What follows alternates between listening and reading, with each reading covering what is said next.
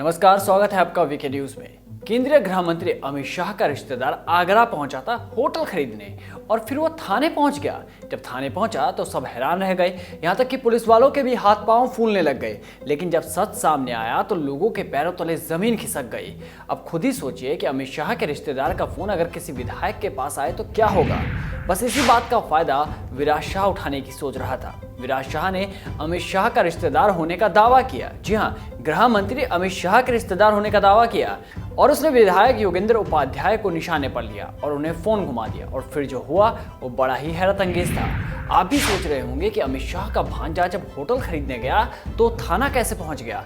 बताते हैं, थोड़ा इंतजार कीजिए। वैसे विराज शाह के असली नाम को सुनने के बाद आप और भी चौंक जाएंगे और शायद गुस्से में उसको गाली भी देने लगे। वो नाम भी आपको बताएंगे, बस बने रहिए।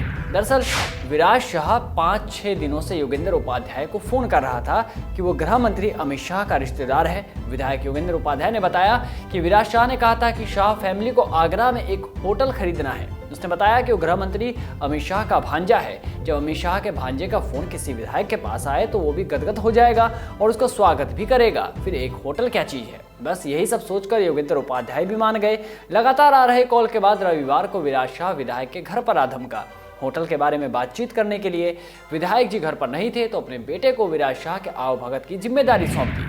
विराज ने आगरा में घूमने की बात कही और कुछ शॉपिंग करने की भी बात कही। फिर वो शॉपिंग करने के लिए विधायक के बेटे के साथ मार्केट चला गया। विराज शाह ने बाजार में एक रेडीमेड गारमेंट्स की दुकान से 40,000 की खरीदारी की और विधायक के बेटे से कहा कि भैया बिल तुम चुका दो।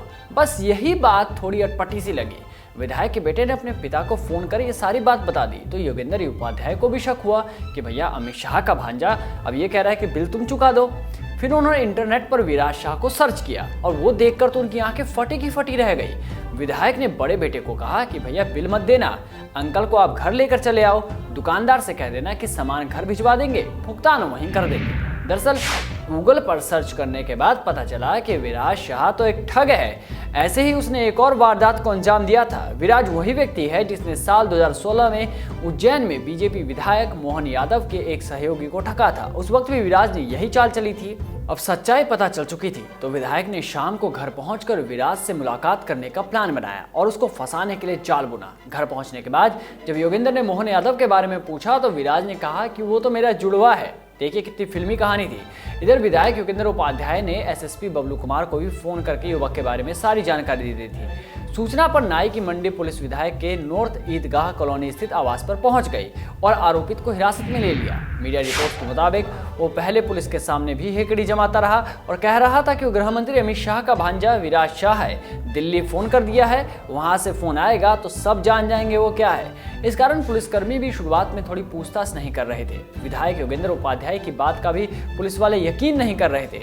पुलिसकर्मी पूछताछ की हिम्मत नहीं कर पा रहे थे और जब पूछताछ की गई तो सच सामने आ ही गया। आरोपी ने पुलिस को अपना नाम यश अमीन बताया है। जी हाँ, यश अमीन विराज शाह बनकर विधायकों को अपना शिकार बनाता था। जब विधायक ने उज्जैन में की गई जालसाजी पर सवाल पूछा तो उसने पहले ठगी करने वाले को अपना जुड़वा भाई बताते हुए फिल्मी कहानी सुना दी। पुलिस के सामने उसके सारे झूठ बेनकाब हो गए। सिर्फ यही नहीं, अमीन फर्रुखाबाद के विधायक से भी धोखाधड़ी कर चुका है। आरोपी के निशाने पर भाजपा नेता और अधिकारी ही रहते थे। एसपी सिटी बोतरे रोहन प्रमोद ने बताया कि आरोपी के मोबाइल में एक पासपोर्ट की कॉपी की फोटो थी। इस पर उसका फोटो लगा हुआ था। वो पिता का नाम अश्विन भाई शाह बताता और पता अहमदाबाद गुजरात का देता।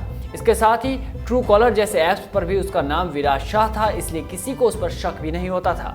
तो आप भी ये समझिए कि ट्रू कॉलर ऐप पर आंख मूंद कर भरोसा नहीं करना चाहिए। वो सिर्फ एक जानकारी के लिए मात्र है और इसका उपयोग बहुत से लोग करते हैं, बहुत से शातिर लोग करते हैं। मीडिया रिपोर्ट्स के मुताबिक अमीन ने बीटेक कर रखी है और नौकरी ना मिलने के बाद वो इस तरह के काम को अंजाम देने लगा और अक्सर बीजेपी विधायकों को वो अपना शिकार बनाता है।